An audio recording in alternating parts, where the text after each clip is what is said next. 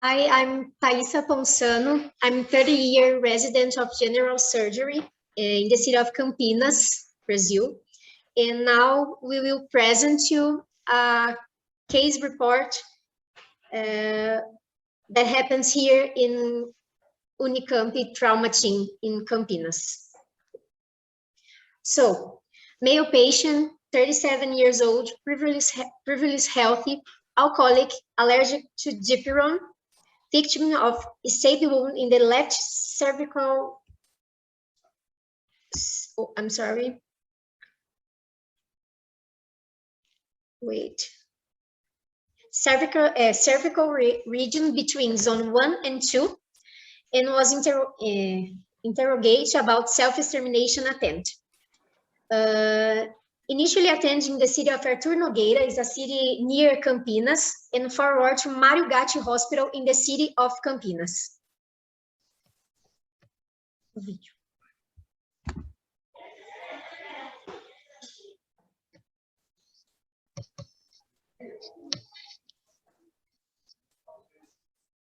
So this is the stab wound. The patient was in a city 50 kilometers far from Campinas. The patient was stable, breathing normally, and sign of vitals was okay. And they had this problem with the stab in the neck.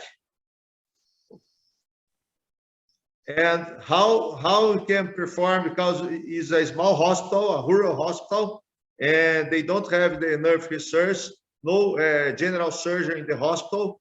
So they ask you to transfer the patients to our hospital.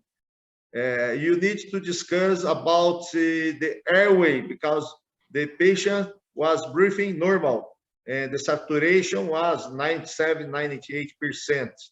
So do you think it's necessary provide airway before transfer the patient, or it's not necessary? I think you can discuss this topic first. Thank you, Dr. Fraga. Dr. Frisby, your comments? How's he going to be transported?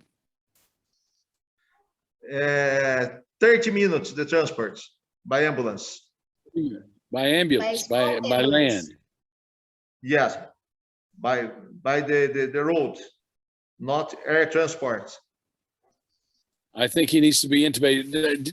Did I see did you get an x-ray, a chest x-ray?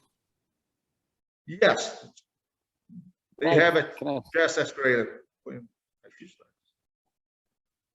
Yes, here's the chest x-ray. Yeah, I think he needs to be intubated. I don't know where that tip is. And anything can happen on that bumpy road. That's just my observation. Thank you, Dr. Frisby. Dr. Thank Antr? Oh, Dr. Antr. We lost Dr. Hochman from Boston. Well, I think in a case like this, I would like to keep the things as simple as possible, because the moment I start doing stuff, things can go wrong. And obviously this patient kind of self-declared himself by not dying on the field. The trachea appears to be intact, granted that it's not really the best study to check for the indemnity of the trachea, but I think that trying to do if the patient is more or less stable, trying to do anything at the referring hospital is not a good idea. And now I am in Boston, where hospitals are walking distance from one another. But before, I was in North Carolina, where patients were being transferred for 2 or 3 hours. And my experience with the small centers which they have no experience with trauma is the less they do, the better. This guy might remain stable now, but the moment that you start doing the induction, even with etomidate, this patient might crash. So I would probably not do anything. If the patient is keeping his own airway, I would just transfer. Thank you, Doctor. Thank you, Dr. Hochman. Dr. Stubing?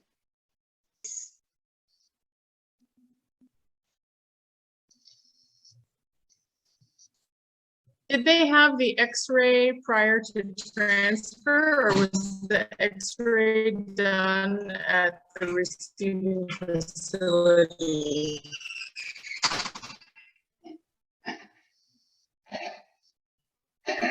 Dr. Fraga, I think that was for you. Yes. Can you hear me? Yes, at the rural hospital, they have only X-ray. They don't have CT, nothing more, only X-ray. But Right. I have only this image. So I think, you know, along with what has been, yeah. So like what has been said before, you know, he's sort of declared himself a survivor, at least in the short term. On the X-ray, there doesn't seem to be any massive airway impingement, at least with, you know, how things are right now. I agree, the sooner you get into definitive care, the better. There's always a risk, you know, that things could deteriorate, but it is a short trip. And, you know, having worked at some of these smaller centers, what seems like a simple, quick procedure can turn into a whole mess. So if we can avoid it, then I think we should avoid it. Thank you, Dr. Steven. Dr. Kasim, your comments, please. Well, looking at the stab wound, it looks like a steak knife. He must have been having dinner or something like that somewhere. So the pleura on the left side goes above the clavicle to the medial side, and it could easily be punctured by this stab wound, even though you're not seeing any subcutaneous emphysema, you're not seeing obvious pneumothorax, but it could be a latent hemothorax that, a pneumothorax, it could be there. And Dr. Frisbee is right.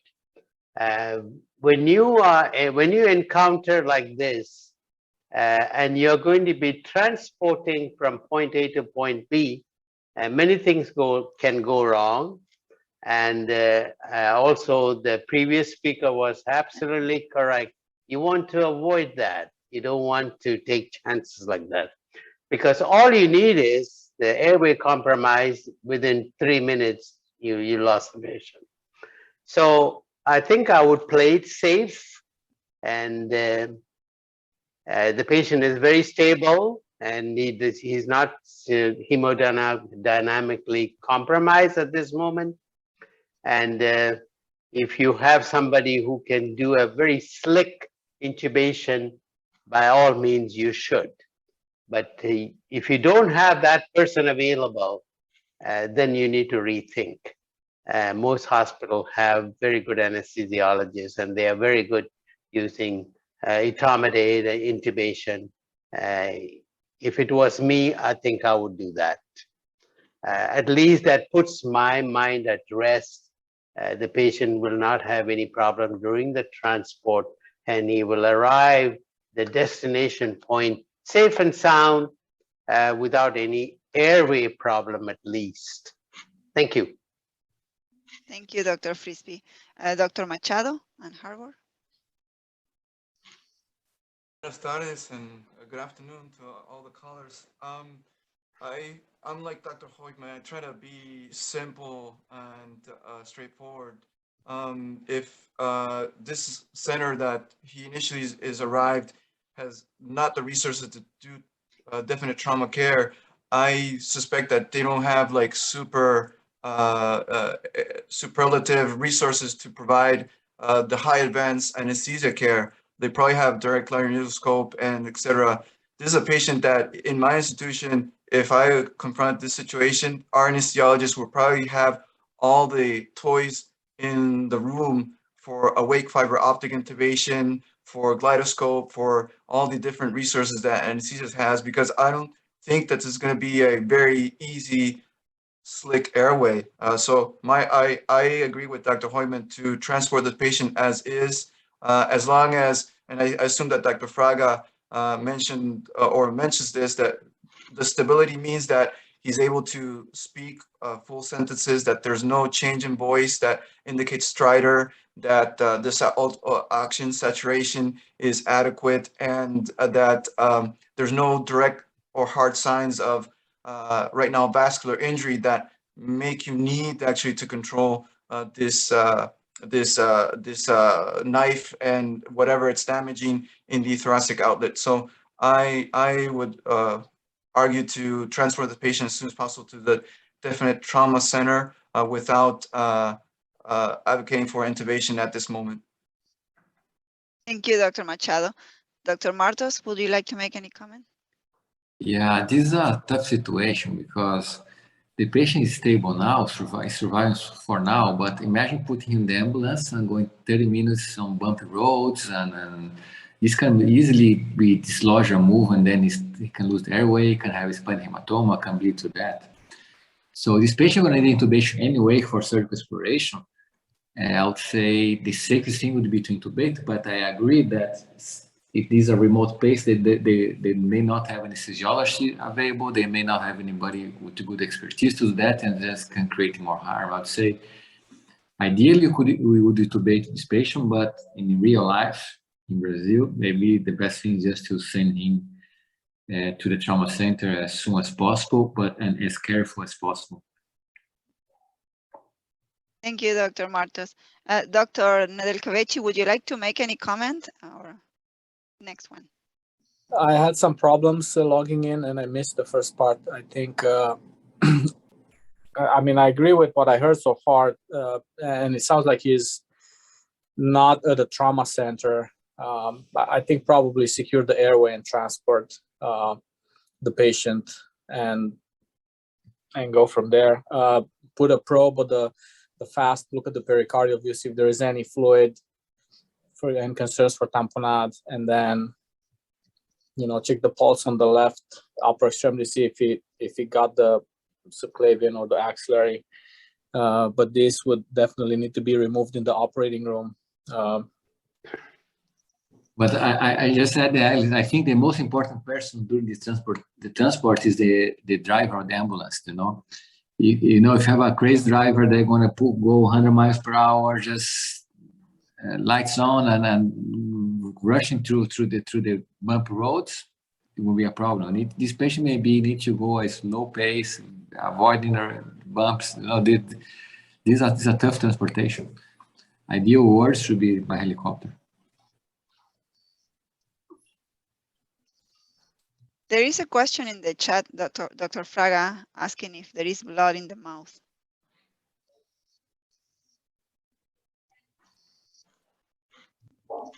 Dr. Fraga?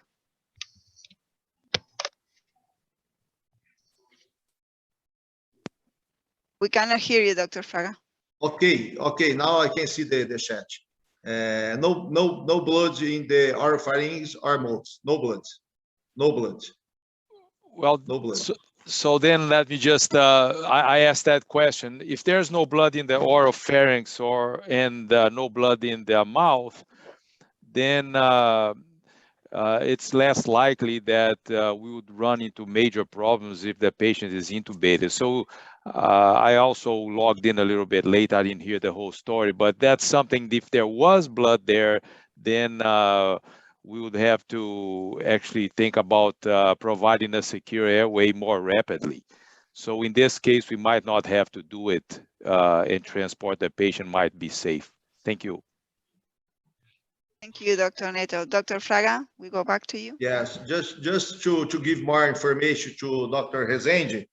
He's from Brazil, so he knows the small hospitals that you have close to the big cities. So it's a small hospital with a young physician, usually 1 or 2 years of experience, on call during the evening, and receive this patient. A small city, was a fight with the wife, and they told that was a self-inflicted injury. It's difficult to believe that maybe someone other was the one who attacked the patients. And he was in this small city totally stable. and no respiratory distress, saturation was okay. And this video and the photos was when the patient arrived in our hospital. But they called they were looking for a surgeon. They want a surgeon because they know what to do, if they should remove the stab wound or no, the stab. And you suggest to have X-ray and transfer the patient as soon as possible. They asked us about to protect the airway, but our young physicians, they suggested by phone, if the patient is okay, please transfer as soon as possible, because maybe during to intubation can tamponade this and have problems with the patient. So let's go, Thiassa. So, after evaluation by the vascular surgery and thoracic surgery team, he was referred to Unicamp. Yes, he was. They sent the patient to another hospital in Campinas. Is another trauma center. Level 2 is smaller than our hospital, but they have a general surgeon, trauma surgeon at the hospital, and they have vascular surgeon, and the patient was transferred for the other hospital. And in this hospital, they suggest to have a CT just to understand where was this stab, where was the stab in the neck, in the thorax.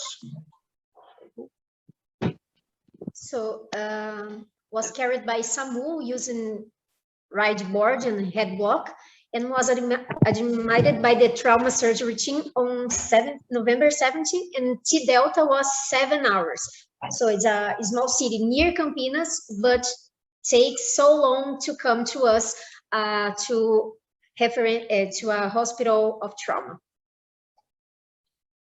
So CT angiography was adult, ascending aorta lesion, left brachycephalic vein injury. So we have this doubt about this case. Yes, you don't have the image, but the surgeon in this hospital called us. The suspicion was about brachycephalic vein injury. They not seeing the airway, the trachea was okay. There was a wide mediastinum with hematoma, and they went to transfer for the surgical treatment. They were not comfortable to do the surgical treatment in the other hospital. So they called us to transfer to our hospital. Was when we start to have more information about these patients. At our hospitals, these are the information at our hospital. So our primary assessment. So we have a pervious and central airway, no bulges in the cervical region. We have a preserved expansibility, clear lung sound, preserved breath sounds bilaterally, slightly reduced to the left. Respiratory frequency was 16, oxygen saturation was 95, using 2 liters per minute of oxygen.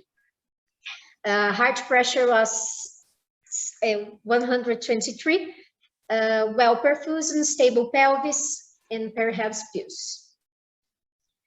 We have também a Glasgow score 15, isophotoreactive pupils, and no apparent motor deficits. Was a stab in the left. We have a stab in the left cervical region, zone 2, and no visible bruises or active bleedings. Do you want to say something about the primary assessment? So there was a CT in the other hospital, and now you need to take the decision. Go with this patient to the OR, and which surgical access you should do. Or if someone wants to order an angiogram before the surgical treatment, the CT was not so clear about the injury, if it was in brachiocephalic vein or maybe aortic injury because of the hematoma. But it was not possible because there you have the stab there, so a lot of interference in the CT. What to do now? The patient is still stable 7 hours later of the injury. Valeria? Yes, Dr. Hochman, your comments, please. Well, first, a word of caution about what is being done on outside hospitals. I personally don't think that, the way I didn't think that this patient needed to be intubated by a team who cannot deal with the consequences. If you have a team that after doing CT scans do not feel that they can handle this, they shouldn't have done the CT scan in the first place. This is just only delaying the treatment. So I think in the hospital that they don't have the resources, the minimum is done, the better, and they should be transferred to a trauma center where everything can be done, because anything that is being done, even minor things, can result in catastrophic consequences. So I will argue that what was done in the other two hospitals was probably not necessary and delaying delay the treatment. If this is a concern about a self-inflicted wound, I will make sure that the guy is restrained during transport, make sure that he doesn't try to do it again. And so that one thing. So when he gets, if I receive this patient 7 hours later, if the CT scan is not diagnostic, I would probably repeat it within reason, because I really would like to, this patient needs to go to the operating room, and I would like to plan how I'm going to approach this. If it's a concern about an arch injury and a brachiocephalic vein injury, so this has to be approached through a median sternotomy, probably with extension to the incision anterior to the left sternocleidomastoid muscle. This patient, I will intubate in the OR when everybody is, well, past the test of time, 7 hours, but I prefer to intubate this type of patients in the OR when everybody's ready. I would probably prep everything, the chest and the abdomen and upper thighs, before they do the inductions, because it has to be done ideally with a fiber optics or not to extend the neck. And after that, I would probably proceed with a median sternotomy. And this is very tricky, because the moment that you start separating the two halves of the sternum, the knife is going to move, and this patient might start bleeding. So I will have both groins prepared to cannulate. If it's a bad aortic injury, one other option, which I think probably I will just go ahead and try to get control directly. But another option is to cannulate the groins, the artery and the vein, and be ready to go on bypass. And if the bleeding becomes uncontrollable, cool the patient quickly and go into full circulatory arrest to get the aortic arch. Having said that, I probably wouldn't do something like this on this guy, because I think that the tip might be inside the aorta, but it's not a complete transected aortic arch. And the innominate vein, if it's injured, probably will just ligate both ends and not worry about that too much, because I will need to do that anyway to get access to the aortic arch. But it's going to be a difficult approach. Thank you. Thank you, Dr. Hochman. Dr. Kasim? Wow, that was a long-winded explanation. And I think you need to keep it simple. You need to follow the KISS principle. Now, this patient is obviously hemodynamically stable, and it'll be nice to get a peek at the CT scan that was done at the other hospital. If that gives you enough information, then you can proceed with a planned approach that you have in mind. So, having talked to the surgeon who, the medical doctor who did the CT scan and the radiologist, I would make a phone call to see what they did and what they found, and take the patient to the operating room. Then I would probably start with a median stenotomy first and stabilize the knife. Have a trusted colleague to hold on to the knife. Don't let it move too much. And once you have done that, you will get a thorough visualization of the entry of the knife to whatever vascular structure that you're planning on, thinking of. And I don't think this patient has an aortic arch injury, because if he did, he would be dead by now. That is what the literature says and what the trauma surgeons who are in the war zone tell me about it. And I personally have not seen a patient come to the trauma center with a transected aortic arch. I think it is not the aorta that is injured, it is some other probably vascular structure. Most likely it is a venous structure from looking at the hemodynamic status of the patient, along with possible esophageal injury. So I would start with the median stenotomy and extend my incision to the left side of the neck, making sure a trusted colleague of mine is holding on to the knife.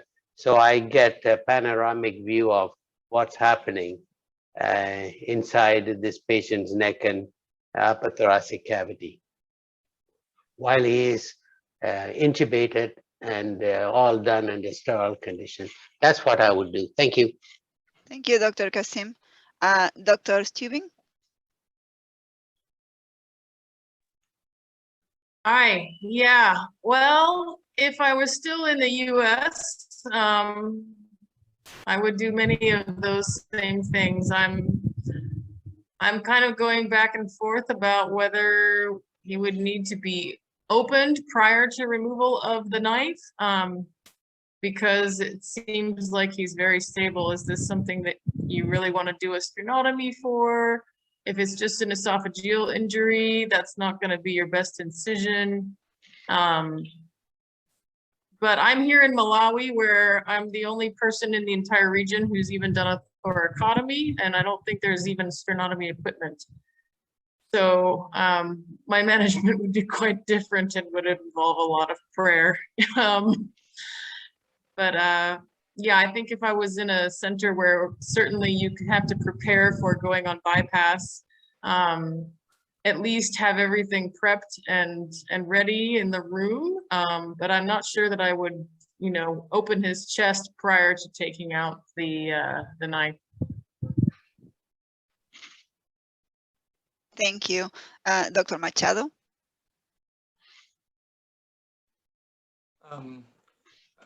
I am embarrassed to say my institution is it's an embarrassment of riches. We do have a hybrid OR, and this one I think would be an ideal situation to have a hybrid OR available for managing this case, where we have our IR specialist, our cardiothoracic surgeon specialist, and our trauma surgeons all in the same room discussing in a multidisciplinary fashion about the different issues with this patient. Going back to the fundamentals, the thoracic outlet can be injuries to the vascular structures, both venous as arterial, as well as the aerodigestive area, where the aerodigestive would be ruled out with obviously endoscopy as well as bronchoscope after intubation. That will be then sorts that out. And then most importantly, the vascular structures, where I think IR with all their toys and tools can resolve a lot of the issues that could be happening here. And then finally, our cardiothoracic surgeons to be ready to put patient on bypass. And of course, we have ECMO available if we need to. So I'm kind of embarrassed about mentioning these things and what my institution has to offer, but a hybrid OR would be the destination for him. And do all these procedures and get ready for or be prepared to do all these procedures necessary in the OR. Thank you. Thank you, Dr. Machado. Dr. Frisbee?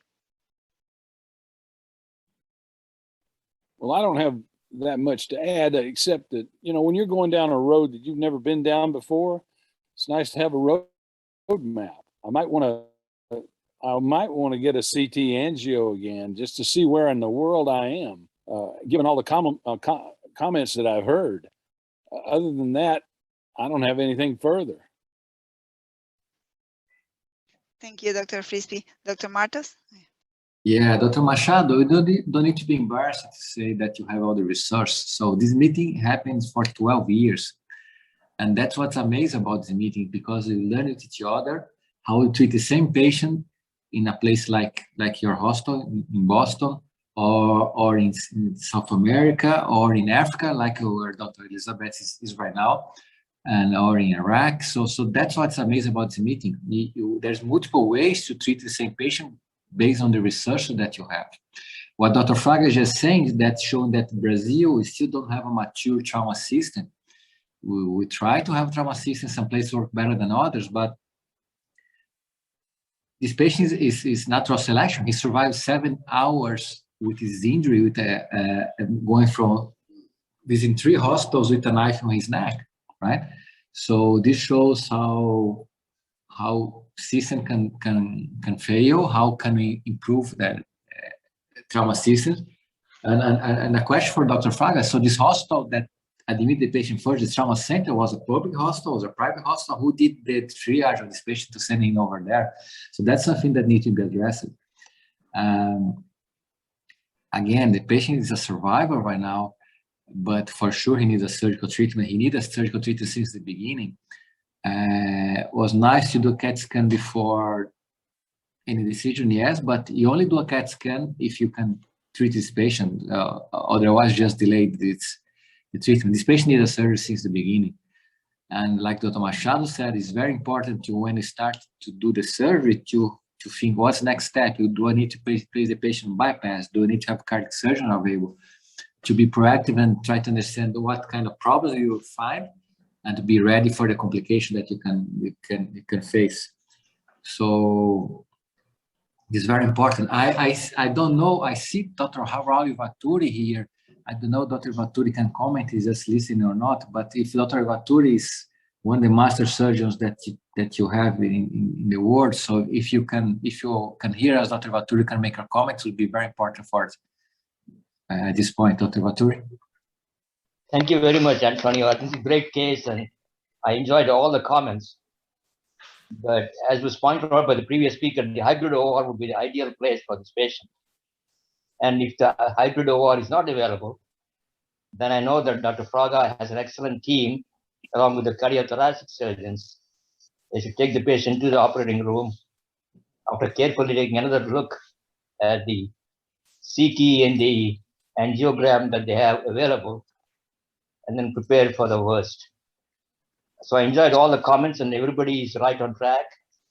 And I look forward to what happened next. Thank you. Thank you, Dr. Ivaturi. Anyone else, any comments? We have Dr. Neto or not, Dr. Nedelkovic. I don't know if it's my turn or not. Can you hear me? Yes, go ahead, Dr. Nedelkovic.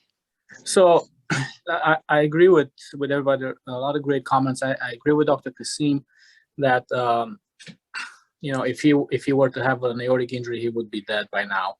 I also like Dr. Hoyman's caution with, you know, making sure you have the cardiothoracic team and ready for going on bypass with this patient to the operating room. So he's 7 hours after the procedure, and the question is, you know, do sternotomy or not do sternotomy? I'm going back to my initial comment. If I put a probe on the heart in the pericardial view, if there is blood, if there is fluid in the pericardial view, then I would probably go straight to sternotomy. If not, you know, then, you know, I would probably start supraclavicular incision on each side, extend, and then kind of assess matters that way. Prior to that, you can also do an X-ray, see if you developed a pneumo, then definitely got the lung can put a chest tube. If there is fluid on the left chest and the pericardial view is negative, and putting a chest tube, you get blood out, maybe he's decompressing into the chest, some injury to the, to the heart, superiorly. So that's kind of how I would do it. If there is positive fast, I would just go straight to sternotomy. I would not repeat another CT scan, which maybe because of the metal may give artifact, they may not give a clear cut diagnosis. Thank you. Thank you, Dr. Nedelkoveciu. Dr. Neto, would you like to make any comments? Thank you for your patience. Oh, no problem. It was very extensively discussed. I agree with everyone, except now, Alex. I would repeat a CT scan on this patient. I need to know where I'm getting into. Dr. Frisbee mentioned very well. I mean, if I don't have the image in front of me to actually make my diagnosis, a CT scan in Campinas and Unicamp is something very easy to obtain. So I'll obtain a new CT scan. And Dr. Hodgman mentioned the interesting thing. We have to be very careful if we decide to do a sternotomy, not to put the finocchiaro on the sternum and start opening it immediately, because you can dislodge this knife and go into severe bleeding immediately, even before you start to assess the situation. But I'll definitely repeat the CT scan on this case, because like Dr. Frisbee said, I need to know where I'm going into. Thank you, Dr. Neto. Dr. Fraga, we go back to you. So it's a difficult decision, but the surgeons who were on call when this patient arrived, it was Sunday when the patient arrived, the trauma team discussed the case with the cardiothoracic team. You have the cardiothoracic team, not at the hospital, but you can call them. And they had access to the image the day the patient arrived. So the image came by a CD, and I think the CD is with the cardiothoracic team, not with our team, the trauma team. But they discussed about the image, and it was very close to the aortic arc to the innominate. So the option was go to a medial sternotomy. They think was the safer way to approach the patient by a sternotomy. Thiassa will show some videos.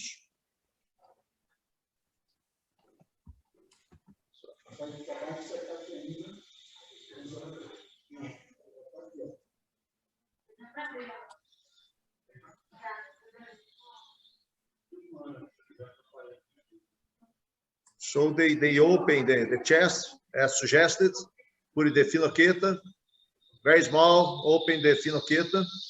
At this point was you can see the step here. Can observe it?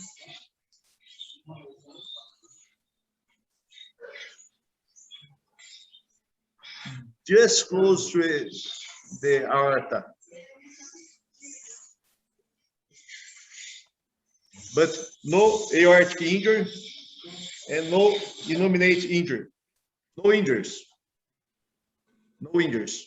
But they removed the step, the weapon, and closed the sternum. Good for the patient or not good for the patient? Has a big sternotomy. And here is the picture of the step.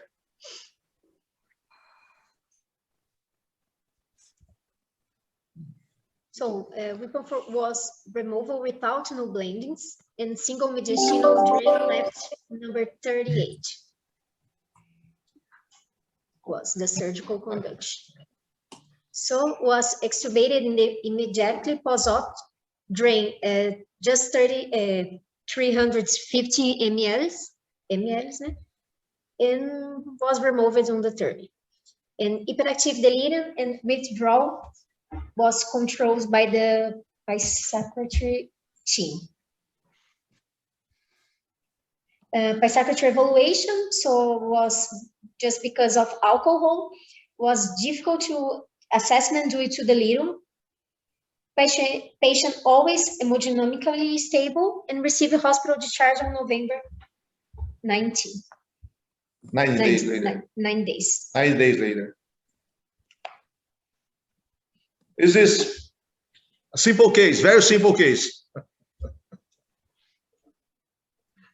Thank you very much, Dr. Fraga. Would you like to go to final comments? Yeah, I have a question to everybody. So this was a case that was very successful, but would anyone not do an operation having the CAT scan negative or with a good CT angio on the chest? Would anybody just remove the knife without surgery? I would not, but would anybody do that just because having being very sure about the CAT scan was negative? Dr. Stubing, would you like to comment?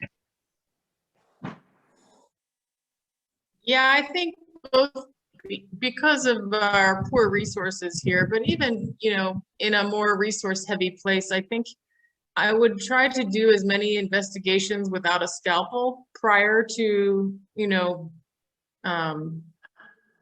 prior to removing the knife. And if there's no fluid around the heart on ultrasound, if there's a normal, you can do an EGD on the table, there's no blood in the esophagus or the airway, and you've already established that he's very stable, I may have him prepped, but then just remove the knife and see what happens. Because, you know, a sternotomy is not a benign small procedure, but I would want to be ready for it in case we needed to do it. But oftentimes you know, like even when I was in Miami, we had a transmediastinal gunshot wound and we thought, oh my gosh, and went running to the OR and it just went right between the vessels. That happens. So I think it's worth considering. Thank you, Dr. Stubing. Dr. Frisby, your comment? Well, I think Stubing is right. If you're in an area that's very, very destitute of any kind of really advancement, you have to do everything and then consider the knife. And if you can get away with it, okay. But for me, that would be something I couldn't go to sleep at night. So I'd have to do a procedure. I know what the answer here is. We've been shown it, but if it was my case, they'd probably have cut everything. So the answer for me is no. I have to have a procedure. That's all I've got. Okay, Dr. Frisby. Dr. Rahman? So first, I would like to second what Dr. Marto was saying. The beauty of this conference is that we are in different places with many different resources, and the way to solve a problem sometimes is very different, but the problem gets solved. And this is the real value of this type of conference. So that, yes, people have different resources, they will do these things differently, and we all will do things different based on the resources that we have. Just a few comments. If you don't mind, Dr. Fraga, going back to the incision of the sternotomy that you have a picture. One thing that I will, first of all, I think that an injury to the aorta can happen and this patient can present alive 6 or 7 hours later. I don't think the injuries to the aorta with a penetrating, with a knife or whatever is uniformly fatal on the scene. The hole can be easily covered by the knife, particularly if it's extrapleural. So what I want to say is the fast exam might be negative. This is a very high injury. I would expect involving part of the arch of the aorta, which would be extrapericardial. So the fast might be negative. It would not give you an answer about what to do.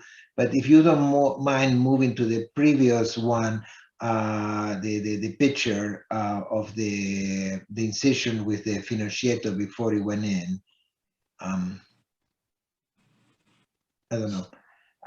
The incision needs to go higher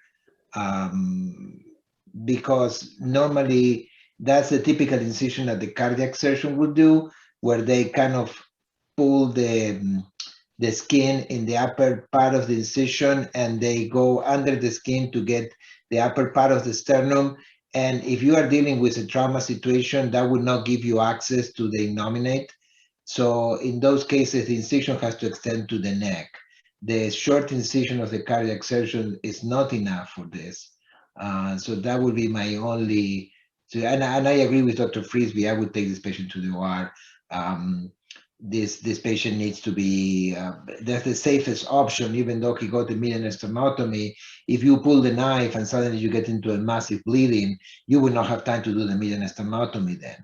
So it's, unfortunately, I think it's necessary. I don't think it's another safe option. Granted, if you don't have the resources, you might need to pull out the knife, but otherwise, I think that's the only option. Thank you. Thank you, Dr. Rahman. Dr. Kasim, comments? To answer Dr. Maros, the practice of surgery in South Africa is quite different from the practice of surgery here in the US. In Johannesburg, I have a friend in Johannesburg who tells me that this type of injury is very routine. They will get 2 or 3 like this almost every night, just like we get gunshot wounds in various parts of the United States every night. And they don't use the gun as the weapon of lethal destruction. They use a knife. And they will see 2 or 3 of these in the night, stab wound. And what they normally do in patients like this, they will take the patient to the operating room, they will pull the knife out, put a balloon catheter, leave the balloon catheter for 2 or 3 days, and get an angiogram done after that. And if all goes well, the balloon comes out and the patient goes home. That is their protocol that they've been doing it for a number of years. So in different parts of the world, this type of injury is treated differently. But of course, if you do that here, you will be in duck soup. I don't think it is going to fly. Just to emphasize, there are various ways of dealing with this in different parts of the world. And in South Africa, that's how they do it, and they are successful. If you read their papers or also talk to the residents there and doctors there, they are quite comfortable in doing this. Thank you. Thank you, Dr. Kasim. Dr. Nedelkovic, your comments? So my only thought was with repeating the CT scan was to not do that and avoid any manipulation and causing any potential, God forbid, the knife goes in deeper in the aorta.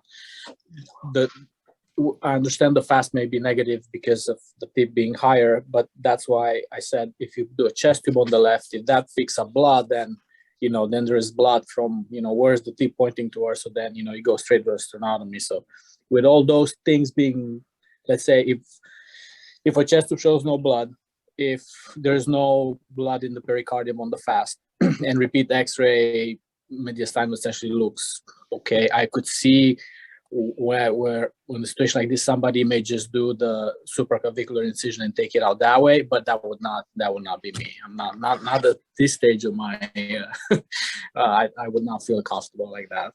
So yeah, would sternotomy, and I would add endoscopy to rule out the esophagus and the bronchoscopy. And then with a stab wound on the left, maybe the thoracic duct may leak down the road, but we'll be on the watch out for that. Thank you. Thank you, Doctor. Dr. Machado on Harvard. I have really not much to add, but it just reminds me of something that was a saying in my country, that God protects babies and alcoholics. So I think here the power for one protected this one. Nothing much to add. Thank you. Thank you, Dr. Machado. Dr. Neto, any comments? The only comment is I think actually the trauma surgeons in Brazil are quite mature, Antonio, because nobody pulled their knife out before Dr. Fraga had a chance to assess it. So I think that all the efforts that Fraga, yourself, and when I was there to expand ATLS over the country since 1990 probably paid off. They learned that this case should be assessed in an operating room. Thank you. Thank you, Dr. Neto. Dr. Ivaturi, do you have any comments?